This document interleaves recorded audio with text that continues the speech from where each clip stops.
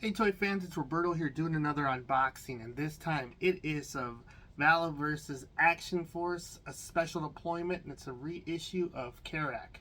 And this is from the special deployment wave is a reissue of, or well, these are from a reissue of the very first wave of figures that I missed out on, and was very happy they reissued them after I seen these figures. I thought they looked cool.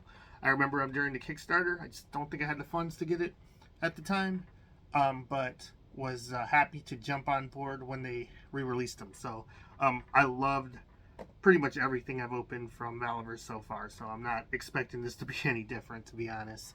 Um, this dude looks awesome. He looks like he is one of the leaders of one of the bad groups. So that's pretty cool. It's Kerak. What is this? The SDS 08, so Special Deployment Series number 8.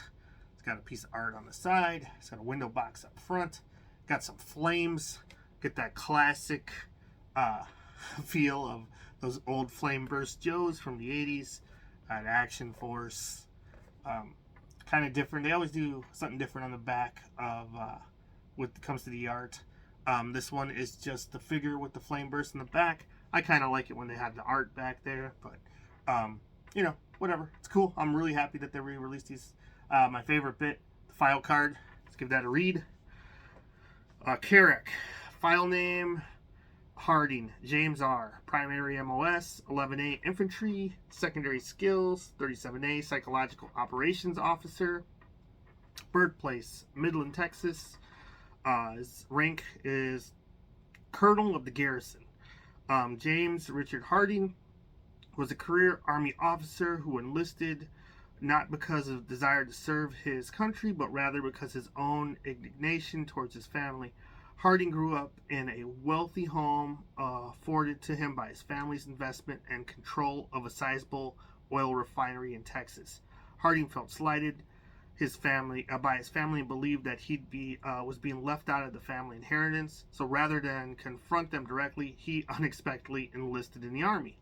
His college degree guaranteed him a slot at officer candidate school when he graduated with top honors. Not satisfied with leading the infantry platoon, James Harding pursued a secondary MOS, this time in psychological operations. His career change took his superiors by surprise, much like his enlistment did with his family. Harding learned early on how not to leave a trail and how to outthink the opponents before killing them. His brutal tactics earned him a reputation in combat, but he didn't. He didn't stop there, as he used his cunning and imagination to create havoc with his foes back home as well. When the United States fractured, New Colonial sought out Harding based on his exemplary yet vicious military record. James took up the mantle of Kerak and led the garrison as a medieval army, waging an all-out war on his own and kill anyone who got in his way. He would use the same psychological warfare tactics that he had learned in the army in order to strike fear into the hearts and minds of his enemies and coerce them to showing their hand and letting him have what was in it all at the same, and let him know what was in it all at the same time. So, awesome. So this dude, he uses psychological warfare on people. He thought he was gonna get left out of his inheritance, so he wanted more. He's got 2 action points, so it's pretty exciting. He's a leader of the garrison, and basically we just got to find out what other story is going to be added to it. Are the main bad guys of the setting, or just one of them? Anyways, he looks like a pretty vicious character. He comes with, it's got a figure stand that's taped to the box in here. So the Action Force figure stand, got it upside down. I do, so you can see Action Force there. And let's put the box aside. Comes in a window, and you can see all the accessories in there. Pretty cool. Came off fairly easily. And let's pop him out. It looks like there is a little bit of like a rubber band or plastic holding them in place. Snap that off. See if that's enough to get them out. And he is feeling like he's a really solid figure already. Just the way things are going on. His arms are a little tight, but look at that menacing face. He's smiling, maybe. double jointed elbows. His legs are real stiff, so I'm not gonna do anything too crazy with those until I heat them up, because that sucker wasn't going anywhere. Oh, he's already got a pistol sheath on his leg, so there it is. That's how you save space when you're in your bubble wrap, your plastic. You just put the accessories in there already, and it's awesome. There's a little bit of paint on this gun already on the grip. So yeah, looks cool. He's got a trigger finger ready just for that already. Let's just slide that in. And this dude looks like he's not gonna ask you twice. He has no problem with killing you. He has looks like a bomber vest on. It's pretty cool. It's got the trim, the peg hole on the back for backpacks and stuff like that. Oh, I'm sure the peg holes for this. It's got a shotgun in a sheath. That's got a peg hole right there. That's pretty awesome. It's closed. It's enclosed. Let's just go ahead and peg that. And take a look at the shotgun. Shotgun looks like it's all black. Pump action. And we'll go ahead and slide that in there. Well, we'll go ahead and put the shotgun in his hand just for a moment, just to see how it fits in the grip. Wow, super easy. And I'm pretty sure you can get that to look realistic if you give it a shot, the way you hold it. But we're going to put that back in the sheath for a moment. And there you go. Awesome. Comes with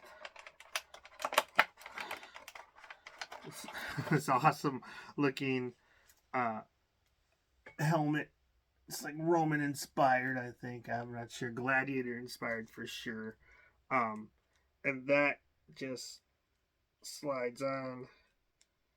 His face is so cool that I almost feel bad for covering it with this, but you can still see the grimace, not so much anything else. Or see his teeth, so he looks like a he looks like a psycho, for sure. He's got his bomber vest and his gladiator helmet. It's oh my gosh. So I did not notice this either. He's got a giant Bowie knife. This I did see. He has it's got like an axe.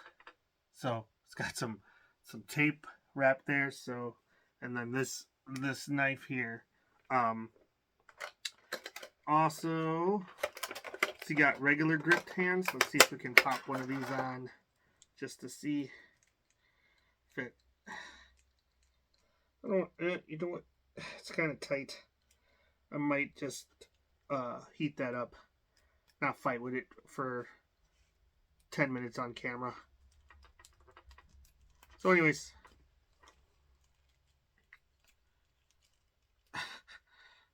he definitely has a lot of fun accessories here. This big knife.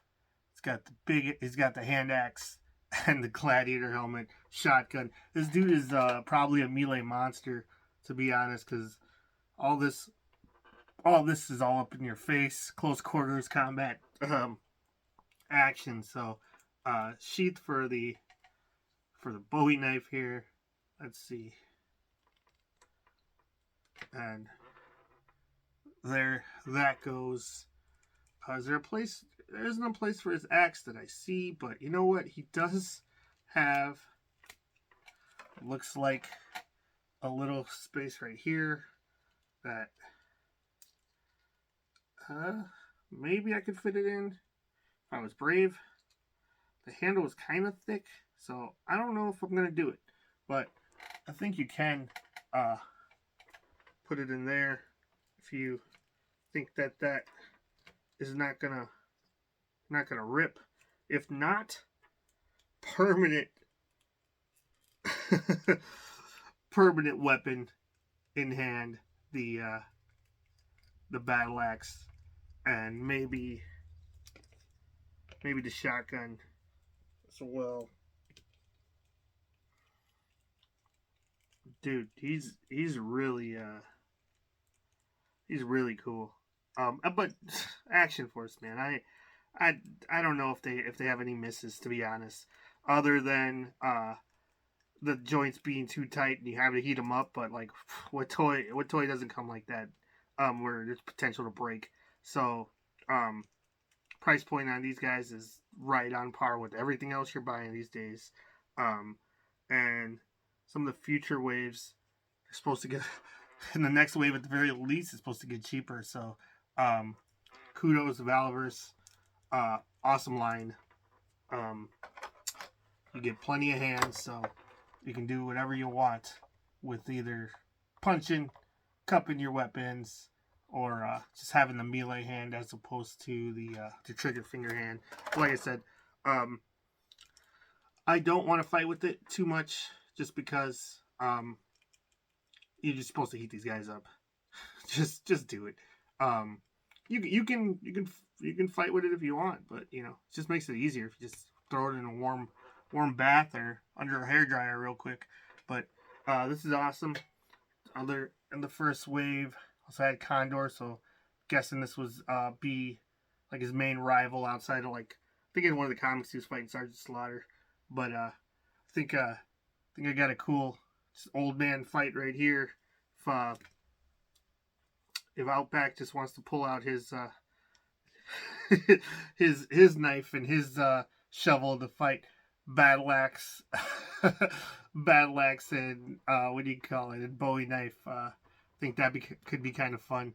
But yeah, the Action Force just scales perfect with your G.I. Joe classified figures, and his garrison. Finally, he's ready to lead them, so that's cool. And I do like that they